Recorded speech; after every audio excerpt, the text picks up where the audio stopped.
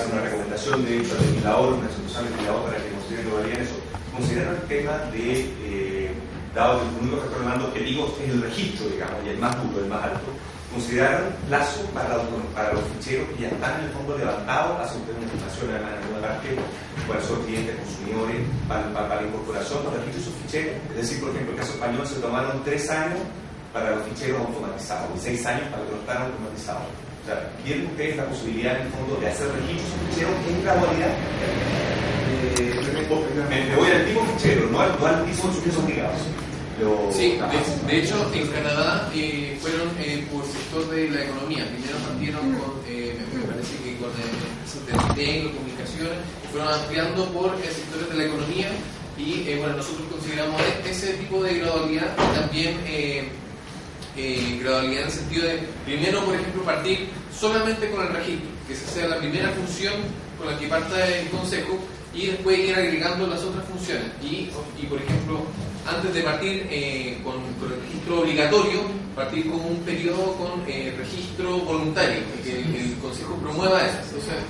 Entonces, esas fueron básicamente las tipos de gradualidad. Perfecto, o sea, pero nos dieron, por ejemplo, el tema de cuáles son los niveles de seguridad por registro. O sea, por ejemplo, desde el alto de seguridad, no incentivar que eso se registre y después o sí, sí, o sea, lo mismo desde el punto de vista de cuáles son las industrias o los sectores que generan más reclamos, y que eso serían retail, telecomunicaciones. Aquí el concepto del 80-20, como siempre, funciona por efecto. Consulta, cuando planea la votación, de alguna manera yo entiendo que hay refleja una priorización. Ustedes estaban hablando de sistemas de mediación, porque tienen concentrado 25 en solución de conflictos. Eso incluye mediadores institucionales. Sí. Y por lo tanto, y 13 personas para fiscalización. O sea, están pensando en esas 25 personas van a estar dedicadas a mediación y apoyo a la labor resolutiva también del Consejo. Sí, la verdad es que no avanzamos más en una explicación más de detalle en cuanto a qué número era el óptimo para efectos de mediar. Eso es un poco más complicado. Claro, lo que uno quiere entender es cómo se van produciendo las salidas en el proceso y cuánto llega realmente al Consejo. Estimamos en todo caso la carga de trabajo del Consejo. Sí, eran aproximadamente 400, 500 casos anuales. De los 2000. Sí, de los 2000. Y lo que el criterio era básicamente que fueran los casos de las empresas más grandes o los casos más grandes y involucraran más ambos derechos, de acceso a información y transparencia, y que serían básicamente el Estado y la empresa más grande. Y también, o sea, todo esto, como señalé, en posición debería ser objeto de regulación y de gestión interna. Cuando ellos deberían decir qué tipo de casos lo resuelve directamente el Consejo y cuáles no. Pero en general pareciera ser razonable en todos aquellos casos donde haya un cambio de jurisprudencia, de criterio, en esos casos el Consejo asuma la solución directamente.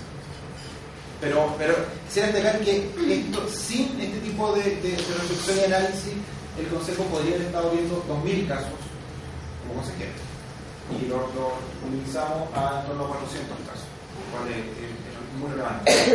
Se descartó un modelo arbitral, como el que tiene el MIC, por ejemplo, en que tiene lista de árbitros que corre efectivamente y por lo tanto que tú alocas, distribuyes bien la solución de conflictos y dejar una segunda instancia o un mecanismo recursal ante el Consejo o para ante el Consejo. No lo vimos y suena muy interesante. Pero no lo vimos, no surgió nunca en la conversación. ¿Tuvieron la oportunidad de evaluar alguna institucionalidad más liviana, precisamente para la parte de institucionalidad que tiene que ver con comercio transfronterizo? Porque ustedes solamente tuvieron a la vista el proyecto de ley que hoy día entrega todas las funciones del Consejo, desde poner el timbre hasta darle la venia, digamos. Sí. Pero también existen modelos más livianos donde de alguna manera se participa el sector privado de un negocio que no es tan público en el fondo. ¿Tuvieron ocasión de la verdad es que no. En el mandato, digamos, en términos de referencia, se señaló que teníamos que asumir el impacto operativo del actual proyecto de ley con algunas modificaciones que no eran tan elevadas, pero son interesantes. Bien, si no hay más consultas, entonces el instrumento presupuestario que el gobierno consideraba adecuado para el cumplimiento de la función. Este es un proyecto de ley, paradójicamente, los parlamentarios que nos acompañan lo saben, que no tenía informe financiero, cuando evidentemente suponía gasto, salvo que el Ministerio de Hacienda hubiese estimado que no suponía gasto, hipótesis que era radicalmente inaceptable para nosotros. En consecuencia, nuestra preocupación se tradujo en pedirle al Centro de Sistema Público, no se llamaba así entonces cuando iniciamos estas conversaciones de Ingeniería Industrial de la Universidad de Chile, para que elaborara un estudio y nos dijera en el evento que esto fuera una función del Consejo de la Transparencia, qué significa, cuánto cuesta, de modo que pudiéramos poner este informe imparcial a disposición de los tomadores de decisión de políticas públicas, particularmente también de las autoridades de gobierno. No sabemos hoy en día qué quiere hacer el gobierno con este tema. No sabemos si el tema de protección de datos es un tema que está en su agenda prioritaria o no. No sabemos si en su definición va a preferir la opción de erradicar esta función en el Consejo para la Transparencia o va a optar por un mecanismo distinto.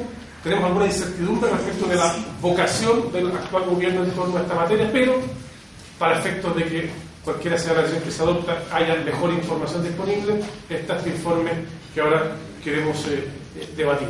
Contamos para este propósito con los especialistas que aquí están: Juan Enrique Vargas, el decano de la Facultad de Derecho de la Universidad de Portales, senador Andrés Salamán, diputado Felipe Albue, Alejandro Barros, experto en temas informáticos y de sistemas, trabajó en estrategia digital en el gobierno anterior, José Sánchez de Proacceso. Vamos a comenzar con Juan Enrique. Muchas gracias.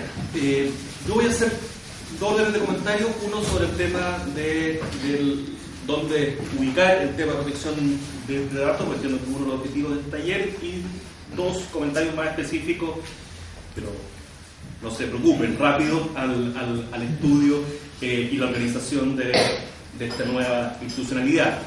Sobre lo primero, yo soy de los partidarios de ubicar la protección de datos dentro del Consejo de la Transparencia y resumiendo muy brevemente los argumentos, algunos ya naturalmente salieron.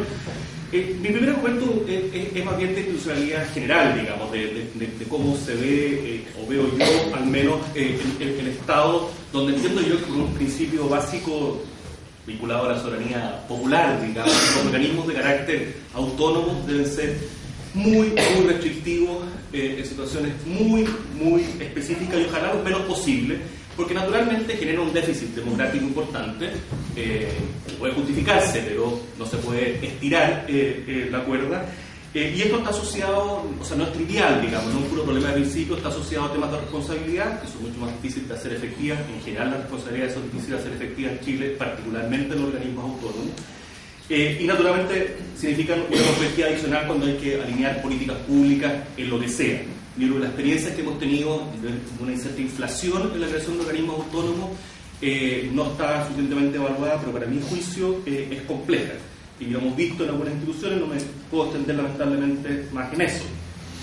Segundo, hay temas de economía, desde el punto de vista de economía política, digamos, y ya se han mencionado las complejidades que tiene llegar a acuerdos en esta materia, y probablemente el propio ejemplo del Consejo de la Transparencia, lo que costó estructurarlo como tal, ya suficiente luz amarilla, y de hecho terminó siendo un consejo con una integración. Esta restricción que se ponía del consejo número par da cuenta de las complejidades que tenemos, un consejo que terminó en Chile por institucionalizar el sistema binominal, lo cual me pareció siempre muy sui generis. Y además tiene temas de economía propiamente tal, digamos, de economía a seca, de costos. Ya se mencionaba algunos temas de que había economías de escala en esto y que podía efectivamente colocarse bajo muchas funciones de protección de datos